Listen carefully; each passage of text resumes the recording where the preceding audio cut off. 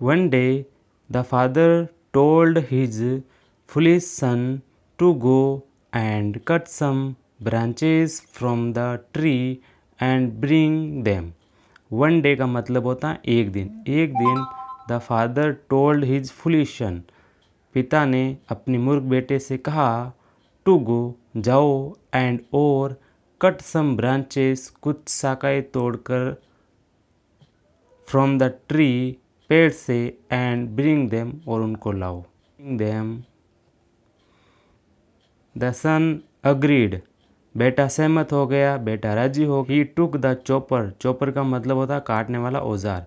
He took the chopper, उसने chopper लिया, and went into the forest, और जंगल में चला गया, टू कट सम ब्रांचेस, कुछ शाखाएं काटने के लिए जंगल में चला गया।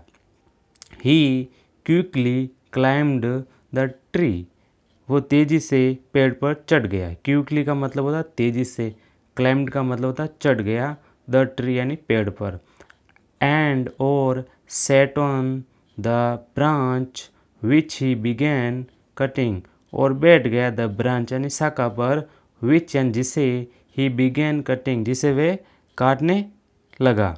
यानी कि वह तेजी से पेड़ पर चढ़ गया और उस शाखा को काटने लगा जिस शाखा पर वह बैठा था। Which he began cutting sat on the branch, जहाँ पर वो बैठा था जिसे वह काटने लगा। जस्ट देन का मतलब होता है उसी पल या उसी दौरान। जस्ट देन का मतलब होता है उसी दौरान। ए वाइज मैन, एक बुद्धिमान आदमी, वॉज पासिंग बाई, एक बुद्धिमान आदमी वहाँ से गुजर रहा था। उसी दौरान एक बुद्धिमान आदमी गुजर रहा था। He called the boy, called का मतलब होता है बुलाया, उसने उस लड़के को बुलाया। ही कॉल्ड द बॉय, उसने उस लड़के को बुलाया, एंड सेड, और कहा, क्या कहा, व्हाट आर यू डूइंग, तुम क्या कर रहे हो। व्हाट आर यू डूइंग का मतलब होता है तुम क्या कर रहे हो। You are sitting on the same branch, you are sitting यानी तुम बैठे हो, कहाँ पर बैठे हो, ऑन द सेम ब्रांच, उसी शाखा पर बैठे हो, विच यू आर कटिंग, जिसे तुम काट रहे हो। यू आर कटिंग यानी तुम काट रहे हो, विच यानी जिसे, यानी कि वो बुद्धिमान आदमी उस लड़के से कहता है कि तुम उसी शाखा पर बैठे हो, उसी सेम शाखा पर बैठे हो जिसे तुम श्योरली फॉल, तुम अवश्य गिरोगे। The boy quickly got down, लड़का तेजी से नीचे उतर गया। यानी कि गो डाउन का मतलब होता है नीचे उतरना। लड़का तेजी से नीचे उतरा। And came to the man, और उस आदमी के पास आया, एंड सेड, और कहा, श्योरली, अवश्य, यू आर वेरी वाइज, तुम बहुत बुद्धिमान हो।